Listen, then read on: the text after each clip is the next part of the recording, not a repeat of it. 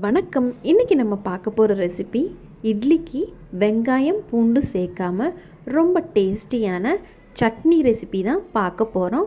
வாங்க பார்க்கலாம்.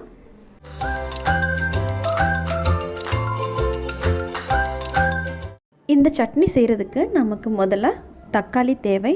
நான் 6 தக்காளி எடுத்திருக்கேன்.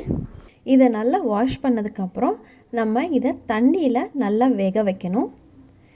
நல்லா தண்ணியில் வேக வச்சதுக்கப்புறம் அது தண்ணியில் வேக வைக்கும் போதே தோல் நல்லா உரிய ஆரம்பிக்கும். அந்தளவுக்கு நல்லா வேக வைக்கணும். இப்போ இது மாதிரி நல்லா தண்ணியில் வேக வச்சதுக்கப்புறம் பாருங்கள், தோல் நல்லா உரிய ஆரம்பிச்சிருச்சு. இப்போ இந்த தக்காளி எல்லாம் தண்ணியிலேருந்து எடுத்து நல்லா ஆற வைக்கலாம். இது மாதிரி தட்டில் வச்சு நல்லா ஆற வைக்கும் போது இது மாதிரி தக்காளியில் இருக்க தோல் நல்லா உரிய வரும். இது மாதிரி ஃபுல்லாக உரித்து எடுத்து வச்சுக்கோங்க இந்த தக்காளி எல்லாத்தையுமே. இப்போ அடுத்து நம்ம இந்த சட்னிக்கு வதக்கிறதுக்கு என்னென்ன தேவைன்னு பார்க்கலாம். 1/4 கப் அளவுக்கு தேங்காய் துருவல் எடுத்து வச்சுக்கோங்க. அடுத்து சிவப்பு மிளகா 6, ஒரு சின்ன நெல்லிக்காய் அளவுக்கு புளி, 2 ஸ்பூன் அளவுக்கு கடலைப்பருப்பு, 1 ஸ்பூன் அளவுக்கு தனியா, 1/4 டீஸ்பூன் அளவுக்கு பெருங்காயத்தூள்.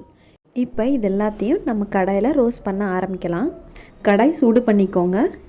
இதில் 1/2 டீஸ்பூன் அளவுக்கு நல்லெண்ணெய் சேர்த்துக்கோங்க. இதில் நம்ம எல்லா பொருளையும் சேர்த்துக்கலாம். கடலைப்பருப்பு, தனியா, சிவப்பு மிளகா, புளி, கொஞ்சமாக பெருங்காயத்தூள், இது எல்லாத்தையும் சேர்த்து நல்லா ரோஸ்ட் பண்ணிக்கோங்க. பொன்னிறமாக வர முடியும். இது நல்லா பொன்னிறமாக வந்ததுக்கப்புறமா அடுப்பை ஆஃப் பண்ணிடுங்க. ஆஃப் பண்ணதுக்கப்புறம் நம்ம தேங்காய் துருவல் 1/4 கப் எடுத்து வச்சுருக்கோம்ல, அதை இதில் சேர்த்துக்கணும்.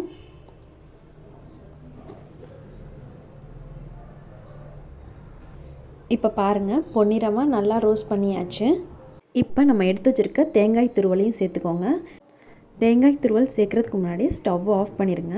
அந்த கடாயில் இருக்க அந்த சூடுலேயே நம்ம இந்த தேங்காய் துருவலை ரோஸ்ட் பண்ணால் போதும்.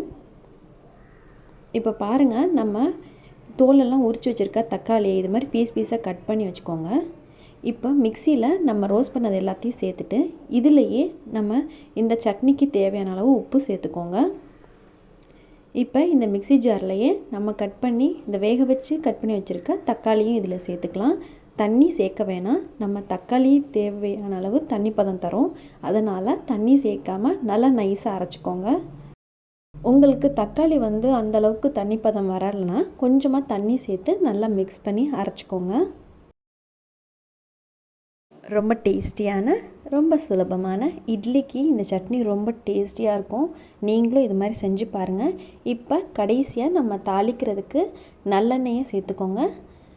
நல்லெண்ணெய் 1 ஸ்பூன் சேர்த்துக்கோங்க. இதில் 1/4 டீஸ்பூன் அளவுக்கு கடுகு சேர்த்துக்கோங்க. கடுகு நல்லா வெடித்ததும் கொஞ்சமாக கருவேப்பிலையும் சேர்த்துக்கோங்க. இப்போ இந்த தாளித்ததை நம்ம சட்னியில் சேர்த்துட்டோன்னா ரொம்ப டேஸ்டியாக இருக்கும். இது மாதிரி நீங்களும் நான் கொடுத்த இதே அளவு மெஷர்மெண்ட்டில் செஞ்சு பாருங்கள். நல்லாயிருக்கும். குழந்தைங்க கூட ரொம்ப நல்லா விரும்பி சாப்பிடுவாங்க. இந்த சட்னி ரெசிபியை ட்ரை பண்ணி பாருங்கள்.